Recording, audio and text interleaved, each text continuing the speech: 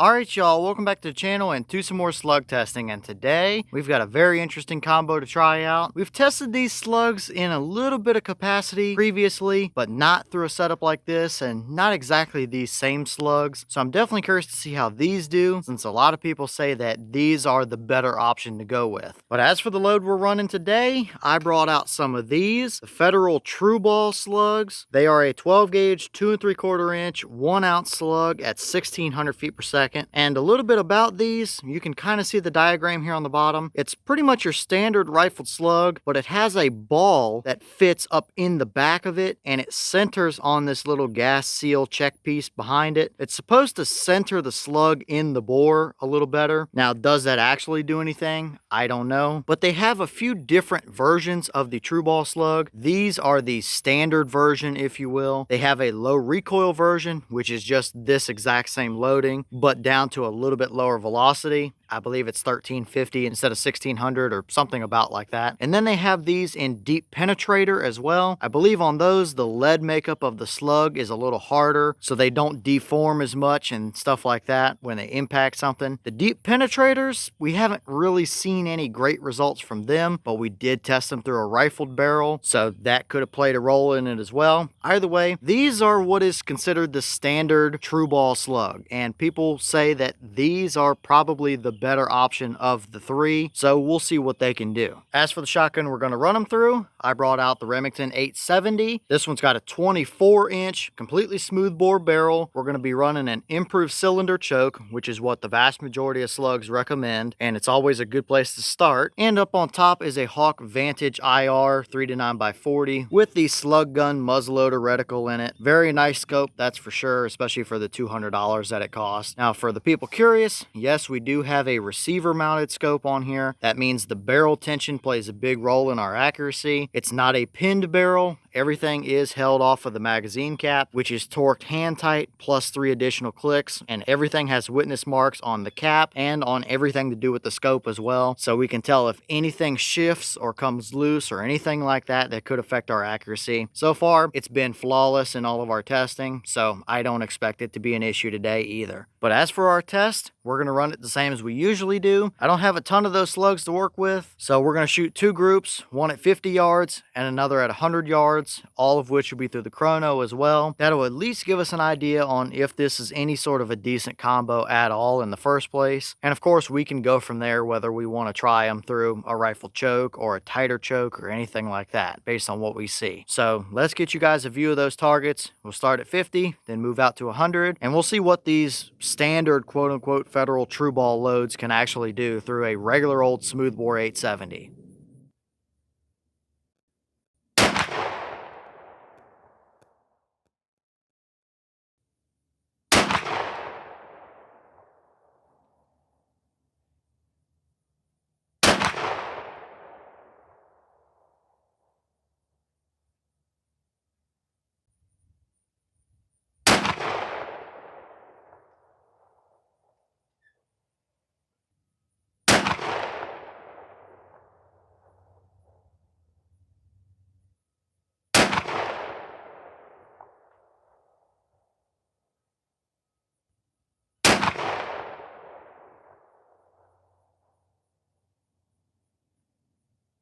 Alright, so let's take a quick peek at our velocities real quick before we go look at our target. Boss claim is 1600. We have a 24 inch barrel, so I think we were averaging just a little bit below that claim, but that's not really too surprising overall. We had a high of 1580, a low of 1554. That gave us an average of 1563, so not too far under their claim from our 24 inch barrel, but that gave us an extreme spread of 26 and a standard deviation of 7. So they were pretty consistent with velocity as well. So at an average of 1563, here's your muzzle energy for a 1 ounce slug at that velocity. That's plenty good enough for an average deer hunt scenario or anything like that. Nothing out of the ordinary there, but let's go look at our target and see if this 870 actually liked the standard version of the Federal TruBalls.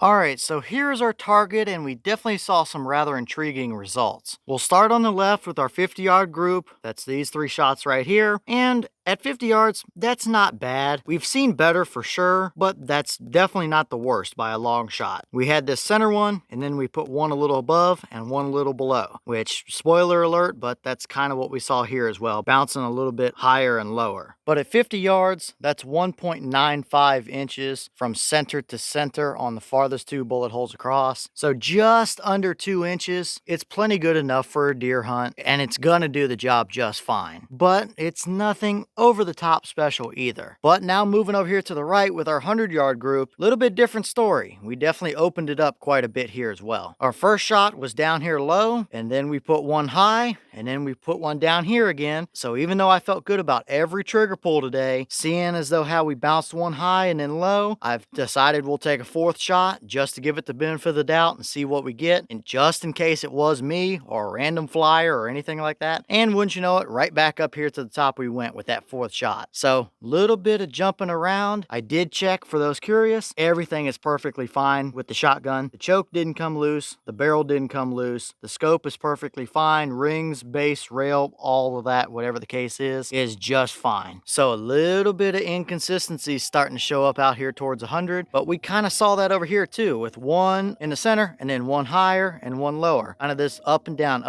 kind of back and forth. And at 100, we had 4.36. So if we went from pretty much right at a 2 to a tad over a 4 out here at 100, I mean, that's double the distance and just about double the group, roughly anyway. So mathematically, that kind of makes sense, to be honest with you. It just doesn't really look all that pretty, kind of jumping around like that. So is that still minute of deer? Yeah, it is. Is it over the top impressive? No, definitely not. We have definitely seen better from that 870 as well. There's no doubt about that. So I would say, at least for a starting point with these standard load TruBalls, they did okay. I personally like to see 3-inch group or better out of a slug gun at 100 yards myself anyway. I know that 870 is capable of it. So these are close. Maybe with a little fine tuning, we might be able to figure it out a little bit and get them dialed in a little more. Maybe a rifled choke, maybe going to a modified choke or something of that nature that might help these out a little bit. It's a possibility, but for a starting point, you would be good to 100 yards. But if I was going to hunt with these, I'd probably keep them inside of 75, and they're going to be just fine for that kind of scenario.